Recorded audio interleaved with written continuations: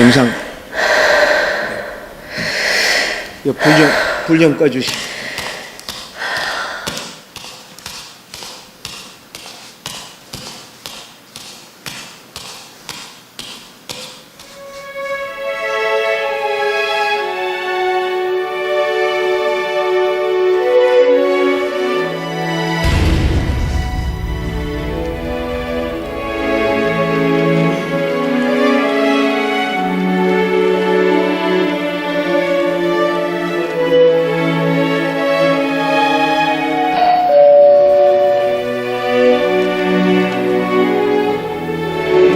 밖에 달려나가 보니까 요만한 생선 박스에다가 그 아들 얇은 이불로 싸서 대문 앞에 갖다 놨어요. 저 채워놓은 아이를 안고 들어오는데 고양이가 하나 지나갔어요. 박스가 생선 박스가 냄새가 많이 났었어요. 아, 우리 아이들이 자칫 잘못하면 생명이 위험하구나. 이 아이들을 안전하게 보호할 수 있는 그런 창조를 만들어야 되겠다.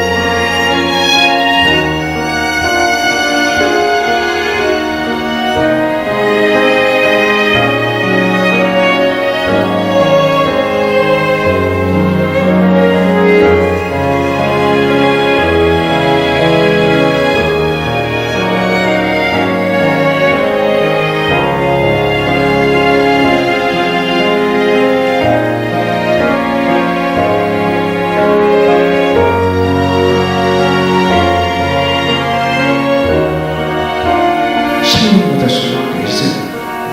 생명은 것보다 중요하고 생명보다 중요한 일이 세상에 없습니다.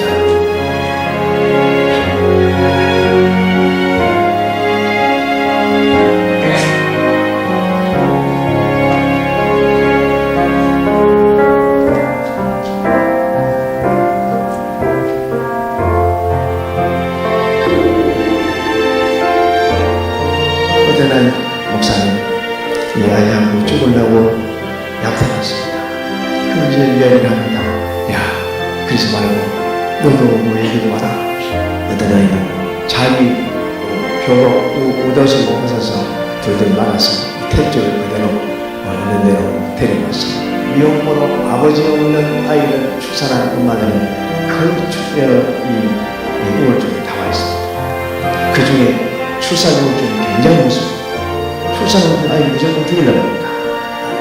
그래서 시위에서 필리핀에 오히려 감사하면서 일평생 그 아이에 대해서 기도하는 영적인 엄마가 될 수 있도록 그렇게 하기 위해서 그를 만납니다.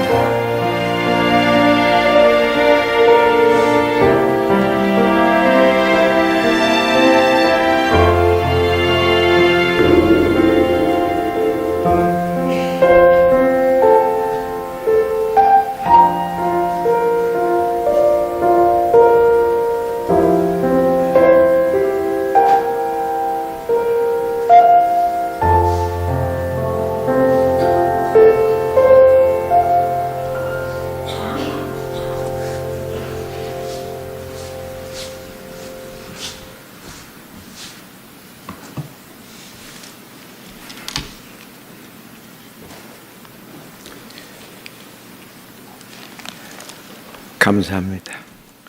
존경하는 목사님, 또 살려가시는 교회에, 또 시민교회 당에 감사를 드립니다. 정말 부족한 사람인데 이렇게 불러주셨습니다. 저는 처음부터 예수 믿던 사람이 아닙니다. 젊을 때는 참 부끄러운 삶을 많이 살았어요. 그래서 자기 유익만 위해서, 자기 쾌락만 위해서 인본주의고 세속적이고 막인적인 삶을 살면서 크게 만족하며 그렇게 살았던 사람이에요. 근데 하나님이 어느 날 이제 고난 가운데 불러주셔서 이와 같이 하나님 사랑하는 마음을 주셨고 신앙 고백을 통해서 또 하나님이 부족한 사람을 이렇게 세워 주셨습니다. 사실 이 사람이 이 자리에 섰지 않았다면 지금 아마 그 태진아 씨하고 이런 그 나훈아 씨 이런 분들하고 같이 노래 부르고 다녔을 겁니다. 저도 그분들하고 저 시골에 극장 같은데 쇼도 하러 가고 그랬던 사람이에요. 그런데 하나님이 이와 같이 정말 하나님의 계획 가운데 하나님께서 이종락이라고 하는 이 사람의 그 길을 인도하시면서 그렇게 열어주셨어요. 빌레몬 그 1장에 보면은 그 오네시모라고 하는 사람이 있죠. 그 오네시모는 이 사도 바울이 그 복음을 전하다가 지하 감옥에 있을 때에 그 사람을 만나게 됐어요. 그래서 그 사람은 정말 무익한 사람이었어요. 그 사람은 정말 구제불능의 사람이었고 주인에게 유익을 끼치지 못한 사람. 정말 그 사람은 이 세상에 있어서는 안 될 사람이었었지만 사도 바울을 만나서 그 복음을 듣고 회개하고 돌이켜서 이제 정말 유익한 사람이 됐어요. 그리고 바울 사도의 신복이 되었고 그리고 영원히 그 바울 사도와 함께 사역을 같이 하게 되었습니다. 그리고 이 그리스도 안에서 새롭게 되고 거듭나고 변화된 사람이기 때문에 정말 하나님의 사랑을 받는 그리고 모두에게 사랑을 받는 그런 사람이 되었어요. 지난날에 그 모든 죄와 허물과 실수를 주님께 다 고백하고 하나님의 은혜로 거듭나고 새로워진 새로운 피조물이 되었다. 그래서 이제 사도행전 11장 24절에 이렇게 보면 이 바나바가 복음을 전하는데 안디옥 교회 가서 복음을 전하는데 막 복음을 전하니까 사람들이 많이 모이기 시작했어요. 그래서 사울을 불러오러 갔습니다. 이제 사도 바울을 불러서 같이 동역을 하면서 같이 1년 동안 이렇게 말씀을 가르치고 또 훈련하고 기도하고 예배하면서 이 사람들이 자꾸 이제 예수님의 제자들이 변화되고 거듭나서 그때 드디어 그리스도인이 되니라. 이와 같이 24절에 말씀하고 있습니다. 그러면 그리스도인이 어떤 사람들이 그리스도인인가?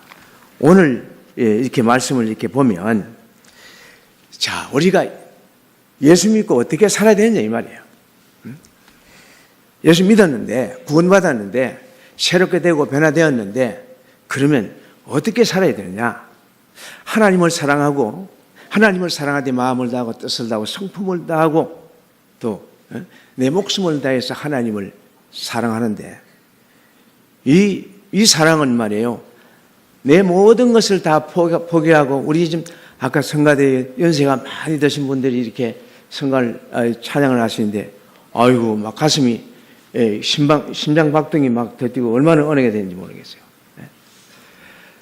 그야 피 흘려 고난 당하시고 날 위해 죽으신. 그래서 나는 살아도 죽어도 주의 것이라 이 말이에요. 피로 값주고 산 주님의 것인데 내가 나의 것으로 살면 안 돼. 내 것으로 살면 안 된다 이 말이에요.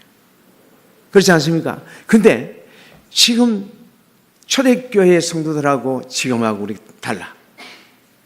지금 물질 만능주의가 돼가지고 그 물질만 따라가는. 하나님은 예수님은 두 주인을 섬기지 말라고 그랬는데 자꾸 이제 막 물질 만능주의가 되니까 하나님은 없어. 주님은 보이지 않고 물질만 보이고 명예와 권세만 보이고 이게 천하만국만 바라보고 자꾸 간단 말이에요. 여러분 무지개 잡으려고 하면 무지개 잡힙니까? 안 잡힙니다.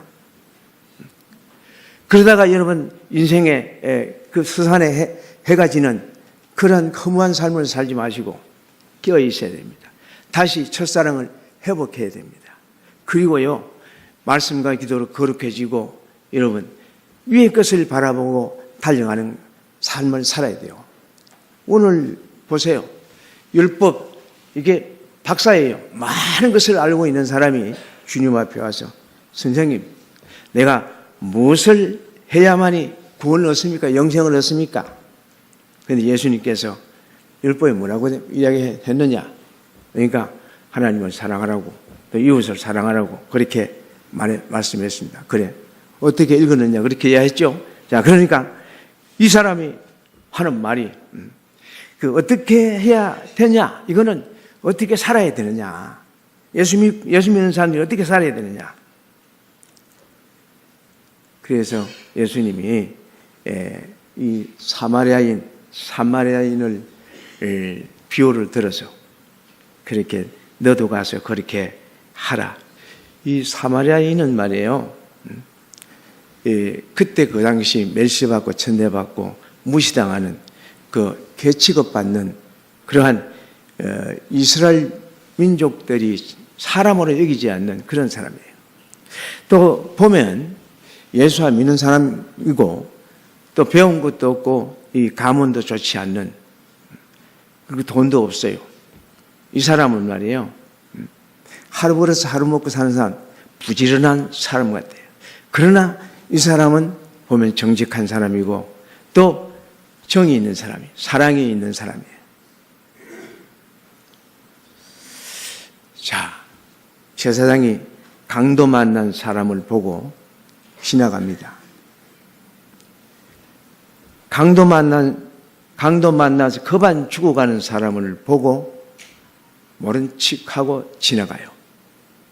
또 레위인도 그를 보고 모른 척하고 피하여 지나갑니다.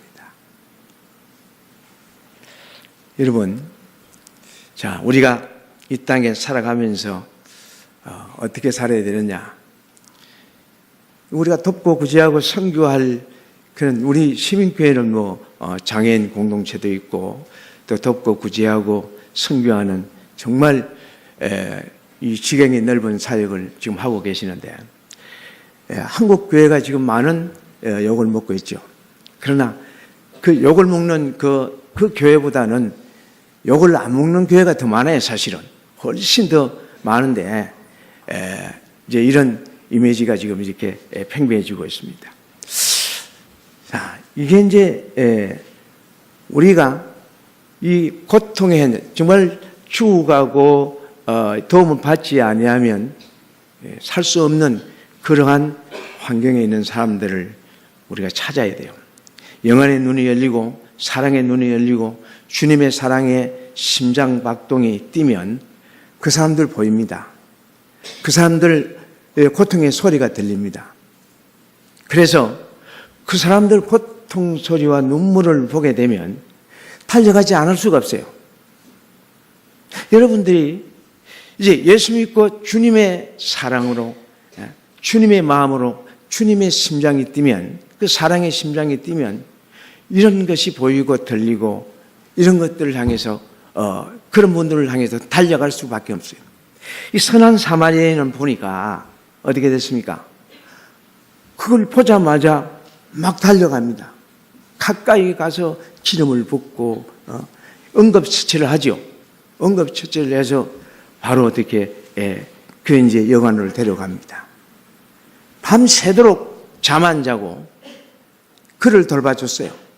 그리고 아침 일찍 일어나서 자기의 또 갈 길을 가야 되니까 약속이 있으니까 일을 또 해야 되니까 그리고 주인을 불러다가 돈을 주면서 이게 돈이 더 들면 올 때 와서 내가 또 드리겠습니다. 이 사람을 좀 잘 부탁합니다. 끝까지 이 사람을 책임을 졌단 말이에요.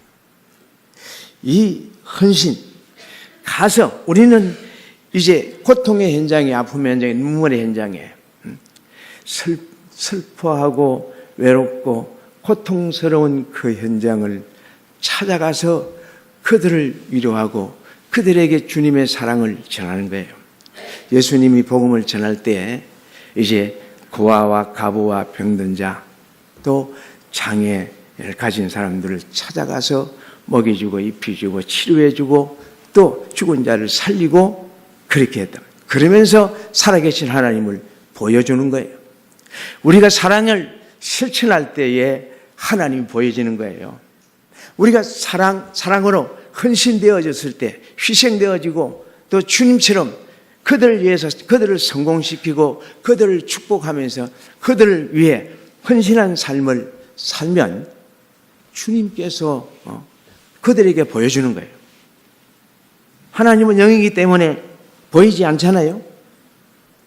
그런데 여러분들의 사랑을 통해서 찾아가서 그 헌신을 할 때에 그때 하나님이 그들 우리를 통해서 보여지는 창이 되는 겁니다.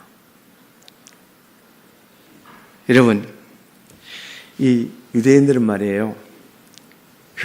자기들만이 구원을 받는 줄 알고 다른 사람들은 구원받지 못한다고 해요. 자기들은 성민이라고 그랬어요. 그러나 하나님은 이제 요한복음 16절에 3장 16절에 보면은 우리 모두를 사랑하고 이 지구촌 모두를 사랑한 거예요. 그래서 누구나 다 구원받을 권리가 하나님 앞에 있단 말이에요. 그런데 이 사람들은 이 이방인들을 배척했어요. 그래서 이 예수님은 이 배척한 이 사람들, 너희들이 개같이 여기는 이 사람 비유를 들어서 누가 강도 만난 자의 이웃이냐? 그렇게 했더니 자비를 베푼 자입니다.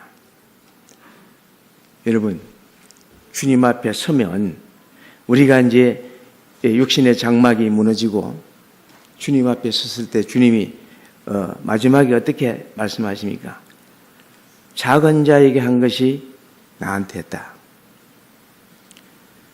주님이 언제 병들었고 언제 갇혔었고 언제 굶었습니까? 작은 자에게 한 것이 나한테 한 것이다.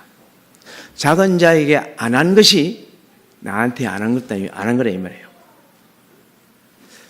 이렇게 정말 주님 앞에 섰을 때 여러분들이 심은 대로 거두죠.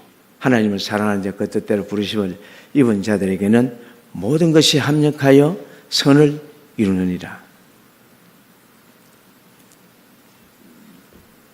여러분, 심은 대로 거두는 갈라디아서 6장 7절 말씀이죠.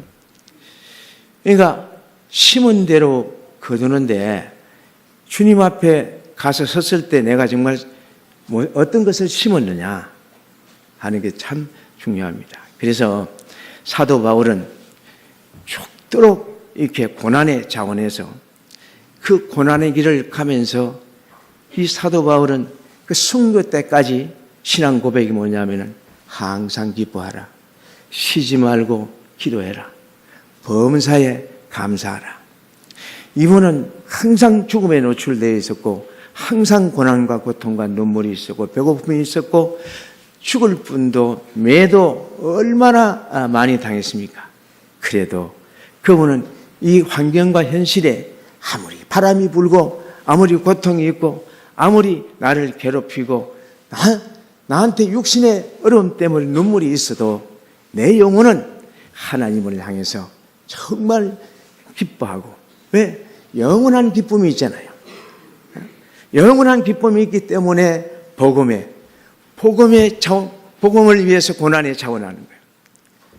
쉬지 말고 기도하라는 것은 기도하지 않으면 우리가 이 흑암의 근세, 어둠의 근세를 이길 수가 없기 때문에 하나님께서 내게 능력 주신 자에서 모든 것을 할 수 있고 하나님이 나의 힘이 되시면 내가 모든 것을 또 이기고 견디고 승리할 수 있고 복음을 전할 수 있다. 그래서 철저하게 신본주의로, 철저하게 말씀에 매인받아서 철저한 하나님의 참 분대로 십자가의 군병으로 이렇게 복음을 전하면서 나갔어요. 그러면서 기뻐했어요. 하나님을 사랑하는 자 그 뜻대로 부르시는 이번 자들에게는 모든 것이 합력하여 선을 이룬다. 여러분, 이제 우리가 지금은 고난을 당하지만, 지금은 이 복음 때문에 어렵지만, 지금 자원에서 헌신하고 봉사하지만 주님 앞에 섰을 때에 잘했다 칭찬도 받고 위로도 받고 멸류관, 생명의 멸류관, 의의 멸류관을 영생토록 복을 받는, 영생토록 하나님의 영광 안에서 달려가는 그 믿음의 그 행군, 야, 멋지지 않습니까? 여러분, 우리가 고통의 현장을 그냥 무시하면 안 됩니다. 지나가면 안 됩니다. 그리고 우리는 불쌍히 여기는 마음이 있어야 돼. 불쌍히 여기는 마음. 긍휼한 마음이 있어야 된단 말이에요. 이게 다른 사람들의 고통을 보고 막 이렇게 실패하고 암으로 죽어가고 또 이 가난과 고통과 질병으로 괴로워하고 힘들어하는 그걸 보고 불쌍히 여기는 마음이 없으면 이거는 좀 곤란합니다. 다시 한번 신앙의 점검을 해봐야 돼요. 나만 잘 되면 되지 뭐, 다른 사람을 내가 해롭게 안 하면 되지 뭐. 자기 중심적, 자기주의적. 그래서 이 사람은 이렇게 자기 가정만, 자기만 열심히 하면 된다고 생각하는 사람이에요. 아니에요. 하나님은 그러지 말라. 그게 올바른 신앙이 아니에요. 돕고 구제하고 성경하는 것은 우리는 아까 이야기했지만 이게 주의 것이에요. 피로 값주고 산 주님의 것이기 때문에 우리를 통해서 주님이 증거되어지고 우리를 통해서 주님이 보여져야 돼요. 불쌍한 마음 가지고 그 십자가 지신 그 십자가의 그 은혜를 생각하면서 예수님은 그렇게 자기를 십자가에 못 박고 그렇게 괴롭히고 힘들게 하는 그 군병들을 향하여서 아버지, 저들을 용납하여 주십시오. 저들을 용서해 주십시오. 아버지는 우리에게 찾아와서 이제 우리를 생명을 살렸잖아요. 삭개오에게도 찾아갔고 우리 모두에게 찾아오셔서 그 사랑을 실천하셨고 또 불쌍히 여기는 마음을 가지고 십자가의 그 아버지의 그 사랑으로 우리를 불쌍히 여기시고 긍휼을 여기시고 그래서 우리를 살리시단 말이에요. 그 이웃을 불쌍히 여기는 마음에서 정말 하나님의 그 사랑이, 값진 사랑이 나타납니다. 그래야 그 불쌍히 여기는 마음, 긍휼한 마음이 있어야 아름다운 선행이 행동으로 나타나는 거예요. 그러면 이제 이렇게 하려면 희생을 해야 돼, 희생을. 그냥 달려간다고 해서 되는 것도 아니고 불쌍히 여기서 되는 것도 아니에요. 그런 마음은 있지만은 이 행동을 안 하면 헛일이에요. 그러면 그 사람들을 위해서 헌신하고 그 사람들을 위해서 내 모든 것을 쏟지 않으면 그 사랑을 실천하지 않는 것은 이게 생명이 없는 죽은 믿음이에요. 죽은. 야고보는 그렇게 말합니다. 우리가 지금 말로는 입술로는 잘합니다. 아까 제사장도 레위인도 그 하나님의 사랑을 실천하라고 막 말로는 잘하는 사람들이에요. 너무 잘 알고 너무 말로 잘하는 사람들인데 정작 정말 그 이웃을 향해서 그 사람들을 향해서 희생할 기회가 왔는데도 불구하고 그 희생할 기회를 피하여 지나갔다. 이건 주님 앞에서 우리가 어떻게 되겠습니까? 주님 앞에 설 때 그건 모르겠습니까? 주님이 다 아시죠. 근데 우리가 이 땅에 살아가다 보면 참 비열한 행동을 많이 할 때가 있어요. 핑계를 많이 댑니다. 주님께서는 우리에게 기회를 많이 주세요. 우리 주위에 그 어려운 사람들, 고통당한 사람들, 내가 도움을 줄 사람들이 굉장히 많은데 이걸 무시한단 말이에요. 여기에 대한 책임이 바로 나한테 있습니다. 내가 정말 구원받고 정말 하나님을 사랑하고 그 하나님의 사랑이 내 심장에 사랑의 심장이 뛰면 이웃을 사랑할 수밖에 없는, 사랑하지 않으면 이건 안 된다 이 말이에요. 이걸 우리가 지금 다시 한번 생각을 해봐야 됩니다. 이게 제가 이게 지나온 과거를 통해서 이렇게 막 점검을 하면 시간이 너무 많이 걸려서 이렇게 계속 이렇게 자릅니다. 참 사랑은 희생하고 행동하는 겁니다. 여러분, 선행을 포장한 이 종교 지도자들이 많이 있습니다. 이들에 비해서 정말 평범한 이 사마리아인 이 사람은 정말 무시받고 천대받고 멸시받는 사람이었지만 그래도 그 사람은 그의 마음에 사랑이 있었어요. 긍휼한 마음이 있었어요. 이웃을 보듬어주는 그런 아름다운 마음이 있었어요. 그래서 주님은 야 어떻게 사는가 이게 물었더니까 이렇게 너도 이 사람처럼 가서 그렇게 살아라. 그러면 여러분 영생을 이렇게 선행으로 구원을 선행으로 얻습니까? 아니에요. 구원받은 사람은 이렇게 이웃을 사랑할 수밖에 없는 그 말씀을 하는 거예요. 자, 저는 정말 이 마음에 지금 오늘날 이 사역을 하고 있는 이 사역에 정말 관심도 없었어요. 어쨌든 간에 돈을 많이 벌어서 이렇게 장로로 하면 좋겠다. 장로로 섬기면 좋겠다.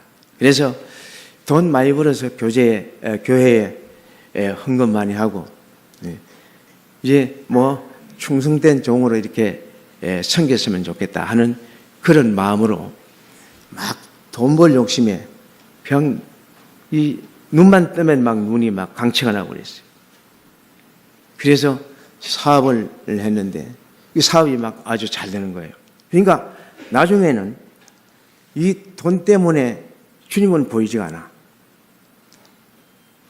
그 주님이 나중에 그걸 보시고 야 너는 과자를 사준 어린애처럼 과자를 사준 그 사람은 존경하고 사랑하지 않고 과자만 가지고 기뻐하고 즐거워하는구나.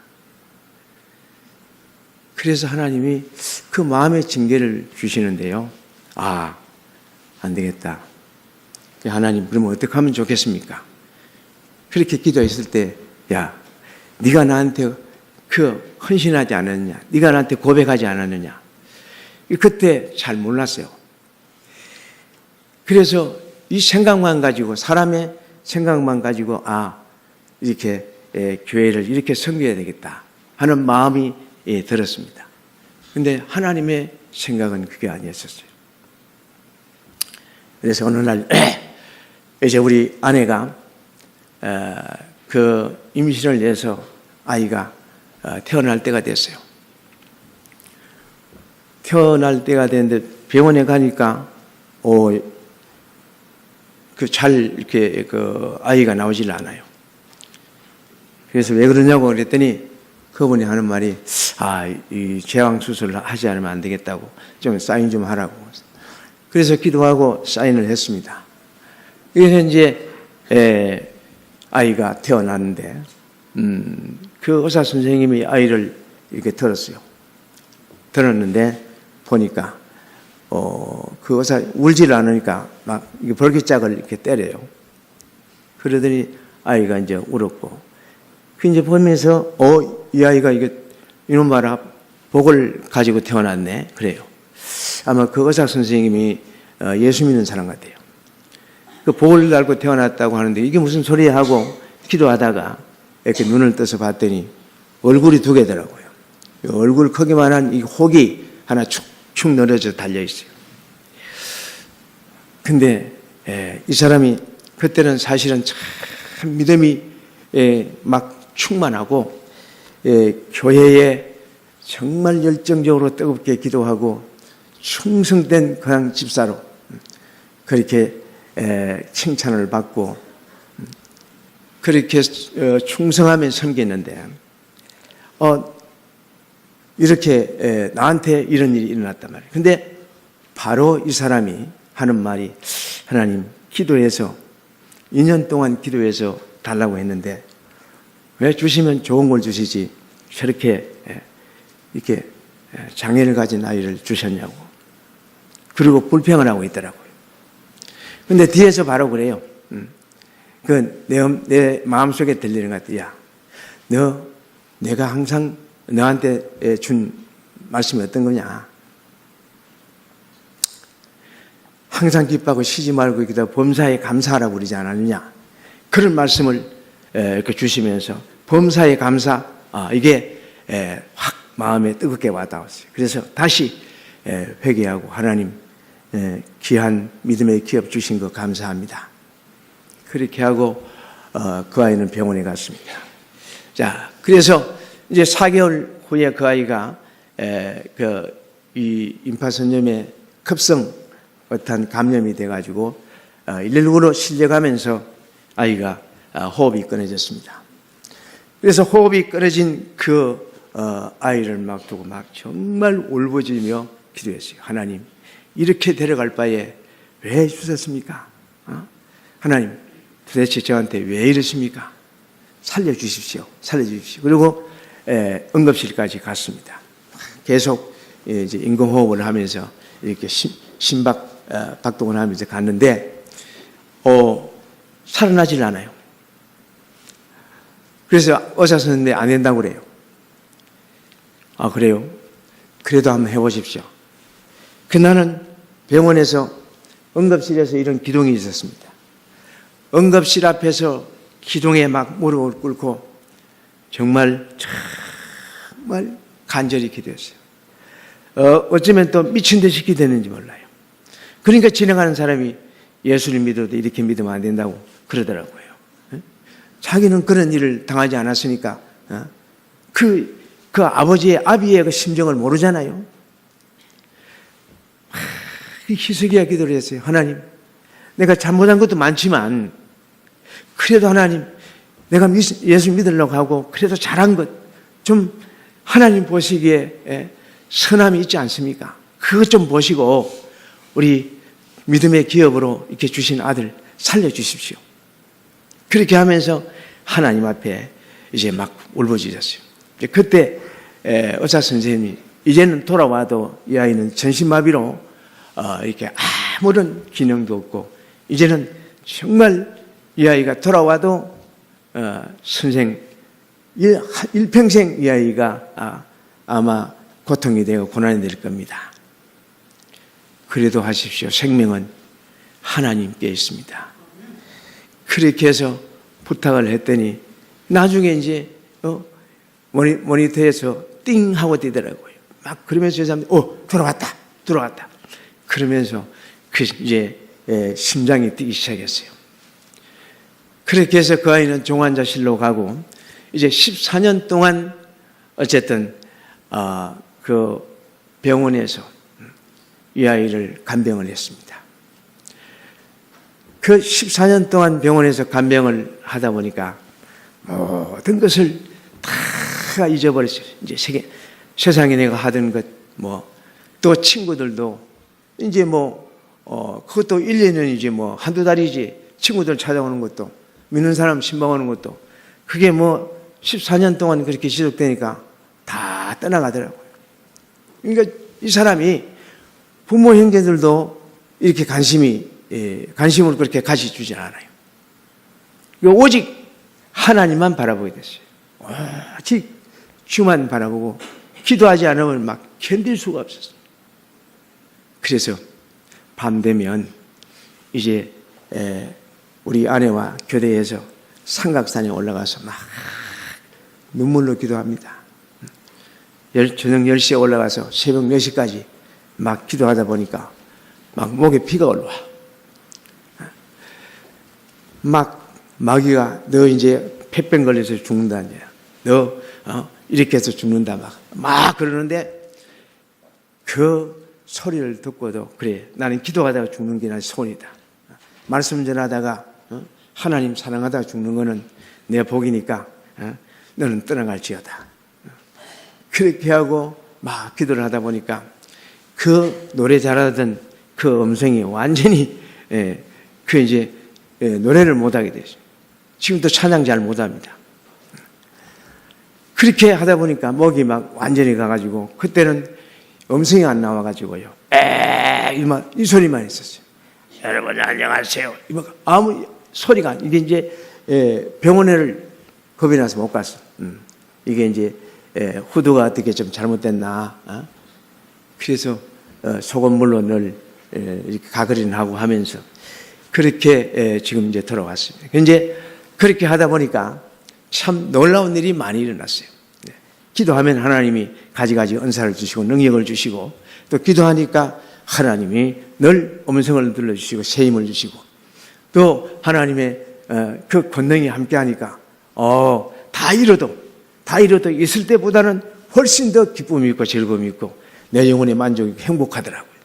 그래서 이제 그렇게 아이는 침대에 전신마비로 누워서 이제 사람의 힘으로 능으로 수술로도 안 되는 그 하나님께서만이 할 수 있는 그 아이가 됐어요. 그래서 침대에 눕혀놓고 이제 기도하기 시작했어요. 저녁 8시에 기도를 하니까 옆에서 아저씨 우리도 좀 기도 좀 해주세요. 예수 믿습니까? 안 믿습니다. 예수 믿고 우리 같이 예수님의 이름으로 기도합시다. 네, 그렇게 하겠습니다. 그렇게 해서 전도되고 그 방 5인실인데 이제 5인실이 일주일 되면 바로 복음화가 되고 또 그 사람들은 3, 4일 되면 나가고 또 들어오고 그러니까 나중에는 그 옆에 전도하러 다니기 시작했고 또 기도하기 시작했고 그때 우리 아이가 이제 이 수술을 하게 됐어요. 이 종양을 드러내는 이 수술을 하게 되는데 의사 선생님이 그래요. 이제는 이 아이 그 살아날 가망성은 1%도 없다. 그 수술을 해도 이게 이 아이는 못 살고 수술 안 해도 죽는다. 그렇게 이제 기도를 이제 금식 기도를 갔습니다. 그 아이를 위해서 금식 기도를 갔는데 하나님 살려주십시오. 이 아이를 통해서 하나님께서 계획하시고 목적하신 그 뜻을 하나님 이루어 주십시오. 아직 저는 정말 아무것도 모릅니다. 하나님 인도해 주시기 바랍니다. 그렇게 막 기도를 하는데 다른 기도가 나와요. 기도하다 보니까 김일구라고 하는 기도가 막 이렇게 나와요. 그 김일구라는 아이는 뇌암으로 죽어간 아이예요. 사형 선고를 받았습니다. 그래서 그 아이를 위해서 기도하니까 하나님이 막 계속 뜨거운 마음을 주세요. 그래서 우리 아이 기도는 그냥 제쳐놓고 그냥 한 4, 5일 동안은 그 아이를 위해서 기도하다가 이제 왔습니다. 그 병원에 왔더니 우리 아이도 이제 수술실에 들어가야 되고 그 아이도 이제 마지막 이제 수술을 해야 되는데 금식 기도를 마치고 가니까 그렇게요. 그 엄마가 이렇게 찾아와서 아저씨 우리 내일 퇴원합니다. 그래요. 그 가슴이 철렁했어요. 이제는 이 아이가 안 되니까 이제 집으로 돌아가는구나. 그래서 위로하기 위해서 아이고 어떡하지요? 지금까지 기도했는데 그래도 낙심하지 마시고 집에 가서 기도 많이 하십시오. 아저씨 아니에요. 아저씨 우리 아이가 수술하기 위해서 MRI 촬영을 마지막으로 했는데 그 뇌와 암으로 이렇게 막 다 퍼졌던 것이 하나도 없이 싹 사라졌다는 거예요. 할렐루야. 하나님은요, 이 한 사람의 기도가 얼마나 필요해요. 그 기도하다가 그 사람이 생각이 나고 그 사람을 위해서 기도하는 마음이 생기면 그거 뿌리치지 마시고 기도하십시오. 기도하니까 하나님이 사람의 힘으로 능으로 수술로도 안 되고 사형 선고를 받았는데 하나님이 치료해 주셨단 말이에요. 그러니까 살아계신 하나님이 확 와닿으면서 이거 막 전율이 흐르는 거예요. 그래서 우리 아들도 하나님이 살려주시겠구나. 그래서 하나님 살려주십시오. 그렇게 수술을 했는데 우리 아이도 살았어요. 치료는 안 됐지만 살았습니다. 그래서 이 종양을 드러내고 막 굉장히 고통 속에 있는데 정말 내가 저 아픔 속에 들어가고 싶어요. 이놈은 좀 살려주시고 내가 좀 아프게 해주십시오. 이게 이제 그 사도 바울의 고백 또 모세의 고백이 나오는 거예요. 하나님, 나는 지옥 가도 괜찮지만 이 백성을 좀 살려주십시오. 이와 같은 마음, 아버지의 마음이 막 생기더라고요. 그렇게 이제 기도할 때에 또 어떤 시각장애 아이가 20일 후에 또 왔어요. 이것도 이제 눈이 아파서 왔지 치료하러 온 건 아니에요. 이제 시신경이 완전히 말라서 이것도 뭐 수술로도 안 되는 거예요. 그래서 그 할아버지가 찾아와서 더 기도해달라고 그래서 기도를 했죠.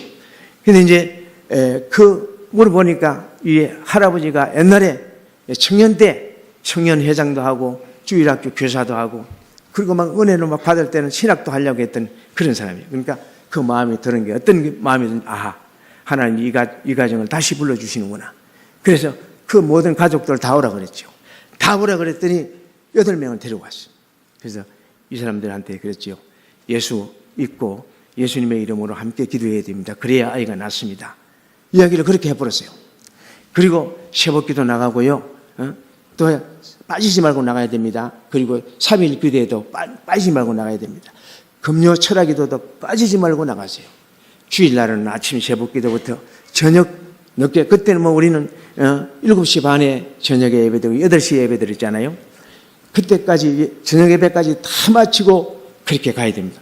그거 좀 안 하면 치료 안 됩니다. 그 이제 사실은 그 말이 그렇게 나왔기 때문에 이제 좀 핑계를 좀 대려고 만약에 이 아이가 낫지 않으면 이제 당연들이 그렇게 기도 안 했기 때문에 안 나왔다. 사실 그렇게 말을 해놓고 좀 겁이 좀 났어요. 그래서 그 일구를 치료하신 하나님이라도 치료해 주십시오. 그렇게 막 나도 정말 간절히 기도했죠. 간이 저리도록 기도했어요. 그런데요, 그게 하나님이 그 눈을 치료해 주셨어요.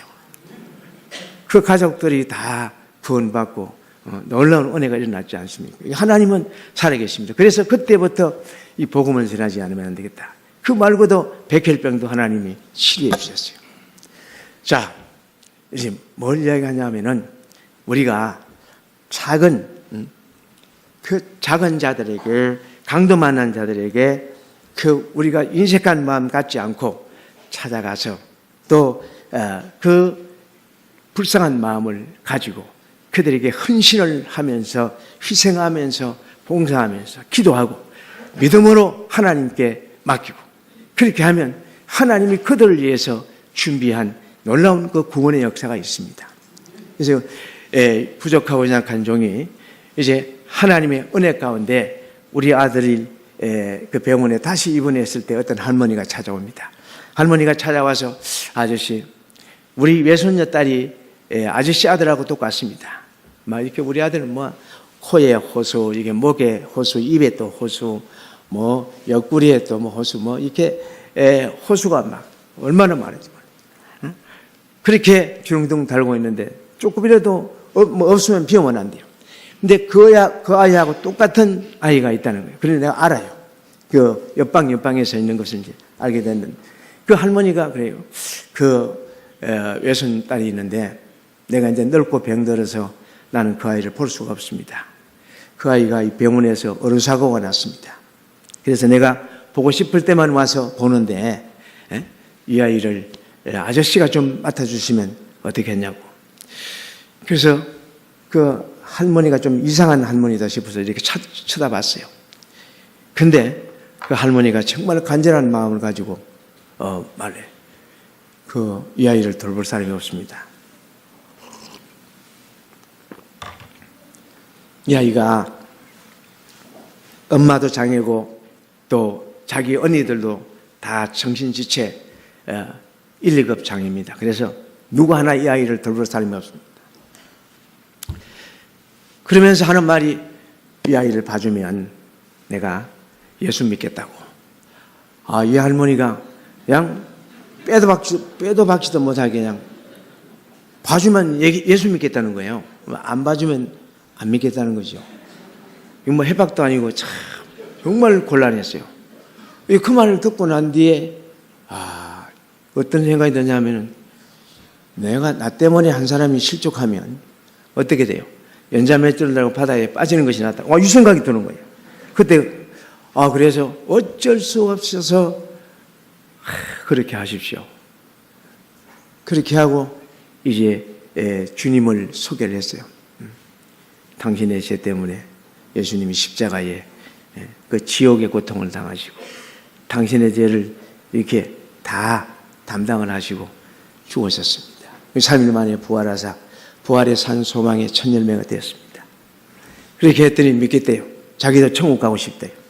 그래서 이제 영접 기도하고 이제 축복해서 보냈습니다.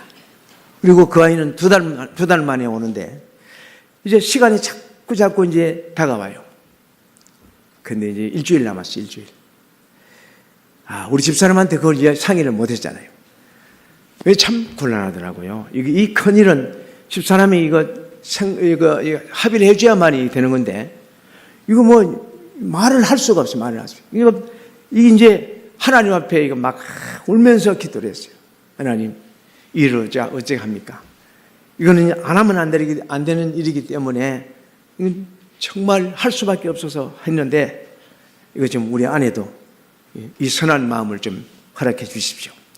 그렇게 막 간절히 기도하고 이제 일주일 남았는데 새벽 기도하면서 이야기를 했어요. 새벽 기도하고 오면서 여보 이만큼 저만큼 이래서 할머니가 이렇게 이야기해서 그 아이가 오게 됐다. 그런데 이 집사람이 나를 턱 쳐다보는데 그때는 이게 잠시 침묵이 흘렀는데 가슴이 정말 철렁했어요. 네?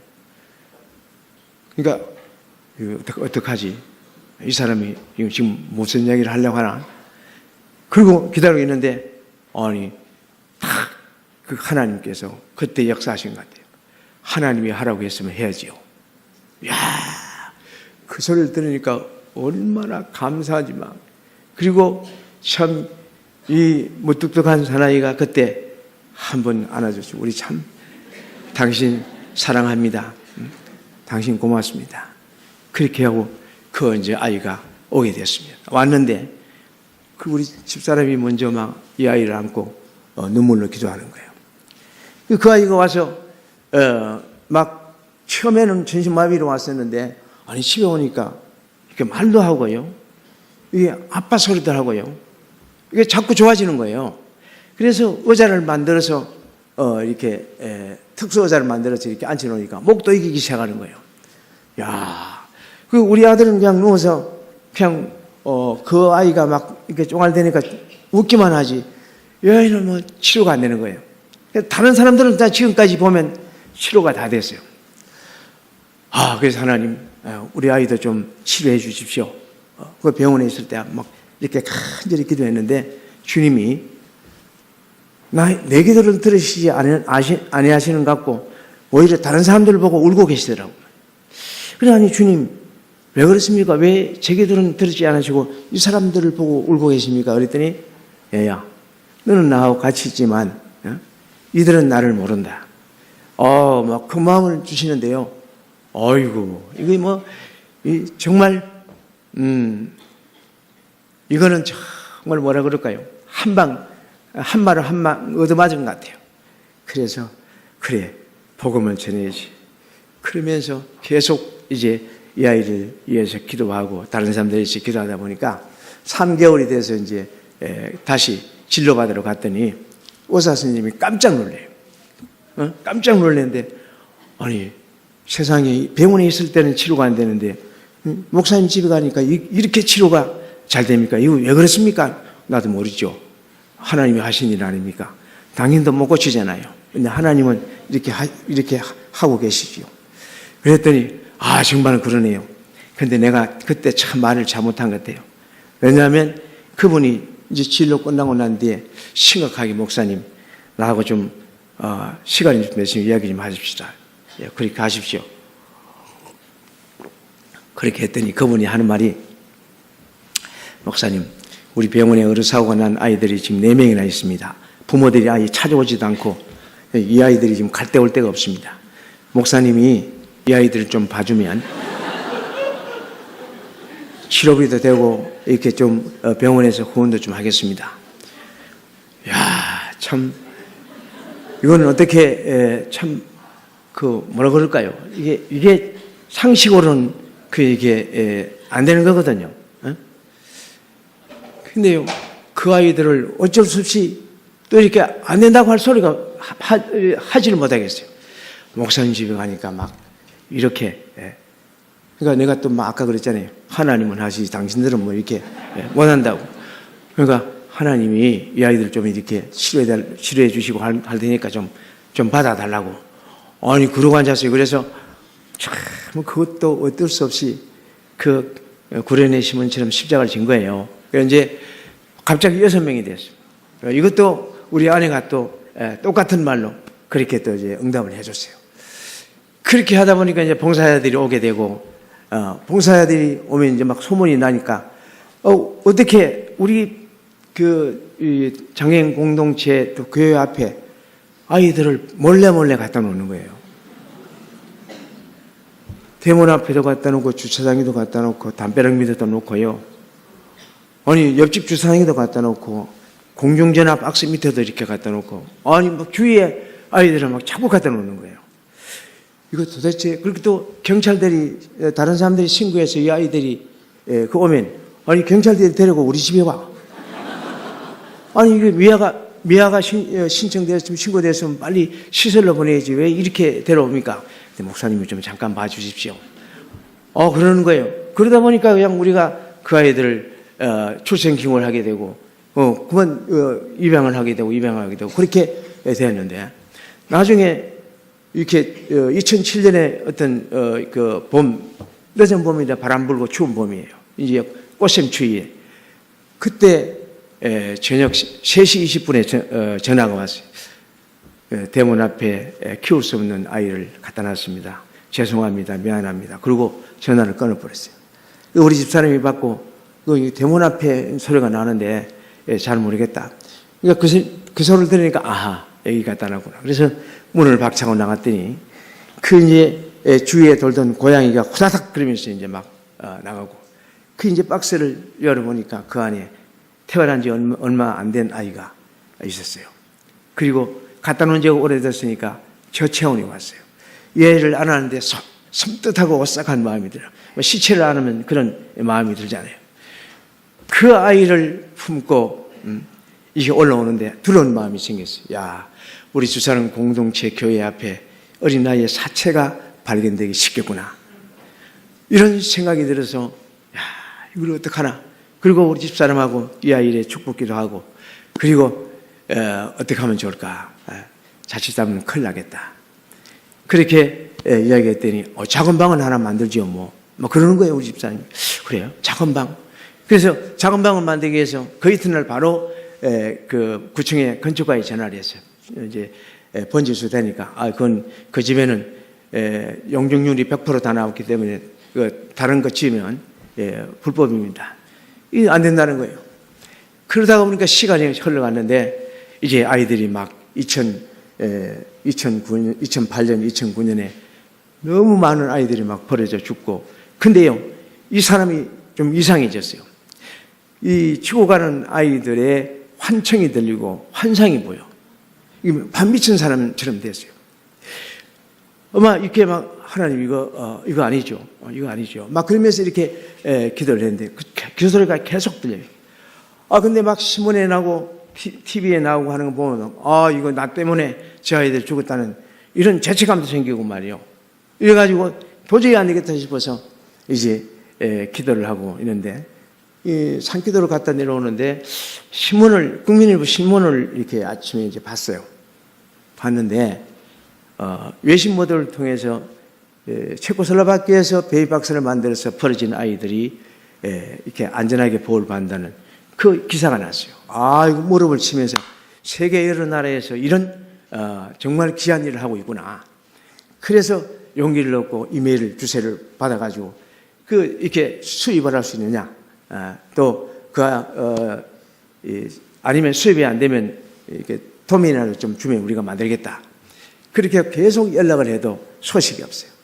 그래서 아이들은 자꾸 버려지고 죽고 그래서 도저히 안 되겠다 싶어서 2009년에 그냥 이렇게 거려가지고 이렇게 만들면 되겠다 싶어서 우리 철공일하는 집사님을 불러다가 이렇게 좀 할 수 있습니까? 그랬더니 할 수 있대요. 아, 그래요. 그러면 이렇게 좀 만들어 주십시오. 그 병원에 가서 인큐베이터를 지었어요. 인큐베이터 이렇게 70에다가 45에다가 60 이렇게 해가지고 60에다가 70 이렇게 해가지고 문을 열면 소리가 나고 양문을 만들어서 밖에서만 안에서 열고 아이를 바로 받을 수 있도록 그렇게 해달라고 하니까 보름 만에 만들어 왔어요. 그래서 설치를 하고 하나님 이 베이비 박스에 아이들을 안 들어오게 해주시고 하나님 이 땅에 아이들을 버려지지 않도록 해주십시오. 이렇게 기도하고 다만 이제 이 베이비 박스가 아니면 죽을 수밖에 없는 아이들만 주님이 이 문을 열고 닫아서 살려주십시오 하고 이제 문을 닫아놨죠. 근데 이제 3개월 후에 아이가 돌아왔는데 2010년 3월 달에 첫 아이가 돌아왔어요. 이제 돌아왔는데 이게 이제 그 안에는 다 이제 축소했으면 빠졌습니다. 이 아이가 낮에 2시 40분에 돌아왔어요. 띵동 소리가 나가서 보니까 이렇게 다른 사람들이 구경하기 위해서 가끔 와서 문을 열었어요. 근데 가까이 가니까 막 애기 울음소리가 나는 거예요. 아니 밖에서 아이들 이렇게 품은 아이들 많은데 베이비박스에 들어있는 아이를 이렇게 안는데 왜 그렇게 떨리고 막 이렇게 가슴이 막 터질 것 같은지 몰라요. 얼마나 울었는지 몰라요. 그래서 이 아이를 안고 2층에 올라갔는데 그게 5 집사가 있었는데 보자마자 막 울기 시작. 그게 아니다. 우는 것이 아니고 이거는 이 죄악의 물물에 떠내려온 그 정말 모세와 같이 법으로 제도적으로 행정적으로 도움받지 못하는 죽을 수밖에 없는 아이를 하나님이 이 베이비박스를 통해서 이렇게 살렸다. 그래서 이름을 모세라고 짓고 모세의 축복을 했습니다. 모세의 축복을 하고 키웠지요. 정말 순수하게 아이가 이쁘고 너무나 잘 커요. 이제 어떤 목사님이 와서 봉사를 하면서 목사님 우리 결혼한 지 14년이 되는데 우리 아이가 없습니다. 저 아이 우리가 입양 좀 하면 안 되겠습니까? 그래서 정말 젊고 굉장히 훌륭한 목사님이에요. 근데 안 된다고 그랬지 뭐. 너무 예쁜 애를 이렇게 물건도 아니고 막 이렇게 주고받고 이렇게 하겠어요. 그래서 이렇게 안 된다고 이렇게 품고 있으니까 이분들이 계속 봉사를 와가지고 계속 얘기하는 거예요. 그래서 기도를 하고 하니까 나보다 훨씬 낫겠다 싶어서 그분한테 그 입양을 시켰습니다. 근데 그분이 욕심이 많아서 5명을 입양을 해갔어요. 어제 3일 전에 왔다 갔어요. 잘 키우고 있습니다. 너무 잘 키우고 있어요. 그래서 그렇게 해가지고 이제 베이비 박스가 이제 막 아이들이 들어오기 시작했는데 2012년 8월 달 그 안에는 한 달에 2-3명씩 들어왔습니다. 그런데 2012년 8월 달에는 아이들이 막 갑자기 들어와 29명이 들어왔어요. 이게 웬일이나 도대체 왜 그러냐? 입양특례법이 개정되었어요. 그 이제 시정되어서 이제 그 법이 이제 시행됐는데 이 법이 무슨 법이냐면 출생신고 의무화. 그리고 미혼모 아이들을 잘 키우기 위한 법이 좋은 법이에요. 그런데 이게 우리 한국 현실에 맞지 않는 너무 앞서간 법을 만들지 않나 이런 생각을 합니다. 왜냐하면 이 출생신고 때문에 발목이 잡혔어요. 미혼모들이 출생신고를 해야 되는데 10대 아이들은 우리 제일 적은 아이들 14살 먹는 아기를 데려왔거든요. 자, 이 14살 중학생들이 출생신고를 할 수 있겠습니까? 이 인생 광친다고 그때는 이제 이거 출생신고를 하면 입양을 보내면 없어지지만 입양 안 보내면 평생 자기 이거 호적에 남아 있단 말이에요. 그러니까 이 출생신고를 해야 되니까 못하는 사람들은 그냥 이렇게 아이들을 이렇게 버릴 수밖에 없는 거예요. 그러니까 이 법이 생기고 나서 인신매매가 많이, 신문 많이 봤죠. 인신매매가 막 많이 이루어졌어요. 그리고 아이들이 굉장히 많이 버려졌어요. 그리고 이 아이들이 사체로 많이 발견됐어요. 이런 부분들이 지금 부작용이 막 일어나기 시작했어요. 그래서 이것을 어떡하냐. 그래서 이제 간절히 기도하는 가운데 보니까 10대 청소년들은 출생 신고를 할 수가 없고요. 이건 수생신 가면 학교도 또 못 가잖아요. 대학 해야 되잖아. 그리고 외도로 태어난 아이들은 출생 신고를 못 하죠. 자기 남편은 따로 있는데 외도로 태어난, 그래서 안 되고, 또 이게 건친상간 이것도 출생 신고가 안 돼요. 그리고 그때는 미혼부는 아기 엄마가 없으면 출생 신고가 안 됐었어요. 보니까 막 무더기로 버리는 거, 무더기로. 막 정신없이. 그래서 그때부터 이제 우리가 다시 계획을 땄습니다. 미혼모들을 만나자. 그리고 이 아이들을 안전하게 보호할 수 있는 시스템을 이렇게 우리가 만들자. 그래서 미혼모들을 만나기 시작했습니다. 그래서 지금 미혼모들 96% 정도 만납니다. 왜 만나냐면 그 아이들은 전부 그러니까 출산 우울증, 그 어려운 환경 속에 아이들을 막 10달 동안 담고 이렇게 숨기면서 담고 있으려고 하니까 얼마나 스트레스를 받았겠어요. 그러니까 극단적인 생각을 많이 해요. 아까 화면도 봤지만, 목사님 이 아이하고 나하고 죽으려고 약 타놨습니다. 이 전화가 제일 많았어요. 그러니까 이제 이러니까 둘 다 살려야 되잖아요. 그래서 이제 오면 칭찬하고 위로하고. 왜 칭찬하느냐? 그 10달 동안 그 어려운 가운데 아버지 어머니 모르게 잘 숨겨뒀다가, 그리고 출산할 때도 화장실 같은데, 지금은 산에서 출산해가지고 혼자서 데려온 아이들이 지금 올해도 몇몇 됩니다. 그 산에서 혼자 빈집에서 이사가고 없는 빈집 뭐 이런 데 찾아가서 출산을 해요. 그 어려운 환경에서 출산해가지고 탯줄 다 달고 태방까지 달고 온 아이들이 있어요. 어떤 아이들은 목사님 이 아이하고 죽으려고 했습니다. 3층에서 던지고 나는 5층에서 투신자살을 하려고 했습니다. 이 아이를 목을 막 졸라서 죽이려고 했는데 잘 안 죽어요. 그래서 막 이렇게 경련을 일으키는 거 보고 내가 정신을 차리고 보니까 그렇게 하고 있더라는 거예요. 그래서 이 아이를 또 막 끌어안고 울다가 침대에 던졌다가 하면서 이 베이비박스를 소식 듣게 되고 데리고 왔고, 어떤 아이는 버렸다가 20분 있다 가보니까 새파랗게 죽어가는 아이를 다시 이렇게 데려왔어요. 그 외에도 정말 이게 충격적인 것은 산에서 구덩이를 파고 아이를 출산했어요. 왜? 파묻으려고. 나오면 바로 파묻으려고. 그래서 막 애를 출산해가지고 이제 억지로 몸을 이렇게 아이를 파묻으려고 했는데 아이가 우는 소리가 나는 거예요. 엄마가 그 아이의 울음소리를 듣고는 도저히 파묻을 수가 없어서 그냥 자기 옷을 벗어서 이렇게 흙묻은 아이를 데리고 온 아이. 이렇게 해서 칭찬을 하기 시작했어요. 시간이 너무 많이 갔네요. 칭찬하기 시작했는데 이 아이들을 왜 칭찬하냐면 예수님도 가늠한 여자를 데려왔을 때 그때 그 법은 돌로 맞아 죽는 법이에요. 모세 율법은 돌로 맞아 죽을 수밖에 없는데 예수님은 다 보내고 나도 너를 정죄하지 않으노니 다시는 가서 이런 일을 하지 마라. 이 말씀을 입각해서 그 미혼모들을 설득을 합니다. 그리고 성교육을 합니다. 그리고 이제 치유를 합니다.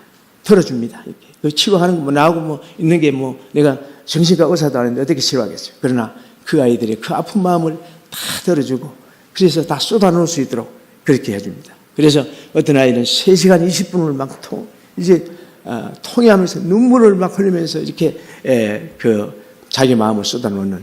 그래서 이제 그러고 난 뒤에 이 아이를 위해서 무엇을 할 수 있겠느냐. 그리고 이제 복음을 전가하고 기도하는 엄마가 되라. 그러면 그렇게 하겠다고 그래요.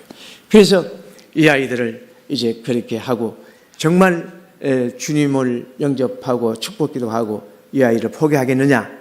그러면 마음이 달라진 아이가 있어요. 목사님, 졸업할 때까지 키워주십시오. 취직할 때까지 키워주십시오. 방어들 때까지 키워주십시오. 이렇게 해가지고 아이들을 이제 키워줘서 지금 데려간 아이들이 지금 87명입니다. 그래서 지금 잘 키우고 있습니다. 우리가 지원도 하고요.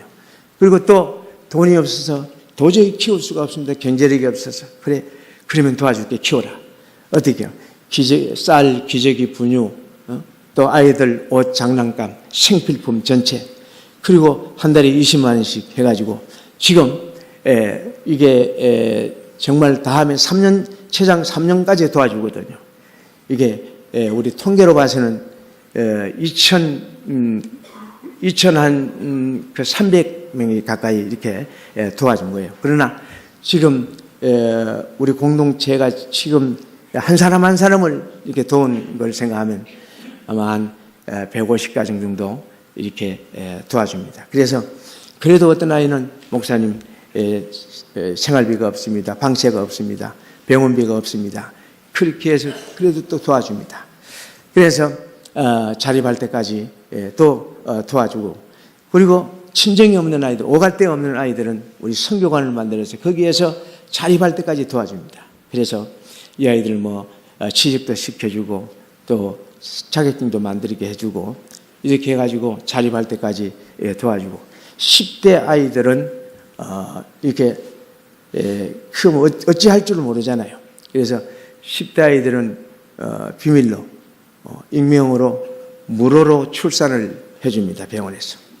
그래서 정말 다행히 귀한 그 선생님이 한 분 우리 낙태반대운동 연합회 같이 하면서 그 선생님이 목사님 그러면 그 문제는 내가 하겠습니다. 그렇게 해가지고 비밀로 출산을 하게 해줍니다. 그래서 지금 우리 주사랑 공동체가 이 일을 지금 시작하면서 이 작은 자들, 이 강도 만난 자들을 이렇게 돕고 구제하고 선교하는, 그리고 그들을 섬기고 사랑하는, 사람에게 하지 않고 죽게 하듯 그들을 이렇게 살리니까 1년에 아마 그들 위험모들을 향해서 이렇게 우리가 지급하는 게 한 3억 7천 정도 됩니다. 그런데 그 정부에서 도움을 주는 게 아니고 오히려 정부에서는 우리를 엉뚱한 소리를 해요. 유기를 조장한다고 그러고, 그리고 그 베이비박스는 처벌해야 된다, 불법이라고 그러고. 근데 그 소리는 사실 들리지도 않아요. 그 사람들은 현장에 와보지도 않잖아요. 근데 요즘은 한 3년 전부터는 많이 좋아졌습니다. 그래가지고 이제 정부에서도 이렇게 금전적으로는 도와주지 않지만 이 아이들을 이렇게 빨리 좀 데려가죠. 그전에는 한 달 만에 한 번씩 데려가고 그랬는데 지금은 일주일에 한 번씩 데려간다거나 아니면 2번씩 데려가는 그런 일을 또 하고 있고, 그래서 주사랑 공동체는 장애인 공동체 지금 이번에 이 복지법인을 지금 하고 있습니다. 복지법인을 설립하기 위해서 지금 서류가 다 제출이 되고 있고요. 그리고 이제 장애인 공동체 이제 설립을 또 하고, 베이비박스는 베이비박스대로 이제 미혼모 생활관, 미혼모 지원센터, 그리고 미혼모 힐링 치유센터, 그리고 그 영아 일시 보호소를 위해서 지금 준비를 하고 기도를 하고 있고요. 그리고 이제 장애인 공동체는 이 누워서 있는 장애인들은 부모가 어찌할 수가 없어요. 정신마비로 누워 있는 이게 엄마들은, 아버지들은 피부를 비울 수가 없어요. 애경사가 있어도 어디를 갈 수가 없어요. 그런데 그들을 위해서 장애인 일시 보호소를 만들고 여행을 가거나 애경사가 생겼을 때 그 아이를 맡겨놓고 가서 일 보고 다시 찾아갈 수 있는 이렇게 일시 보호소, 그리고 치유센터, 부모들 힐링 치유센터도 이렇게 만들고, 그리고 이제 성마 치유센터도 이제 이렇게 짓기로 했습니다. 그래서 어떤 그 군사님이 지금 이천의 땅을 그 13,000평 정도 이렇게 헌신을 했습니다. 여러분, 이 부족한 사람이, 이 사람이 주님을 만나고 주님의 사람이 되어서 이 일을 할 수 있었던 것은 하나님의 은혜고 주께서 함께 하셨기 때문에 이 일을 할 수가 있었습니다. 나도 주님이 아니었더라면 아픈 사람들, 강도 만난 사람들, 실패한 사람들 그대로 보고 지나갔을 겁니다. 그러나 주님의 사랑의 심장이 뛰니까 이 일을 할 수가 있었습니다. 여러분, 어떻게 사시겠습니까? 주님의 사람으로, 주님의 사랑을 실천하면서 그렇게 주님 앞에 섰을 때 부끄러움 없는 그러한 여러분들이 되기를 간절히 소원합니다.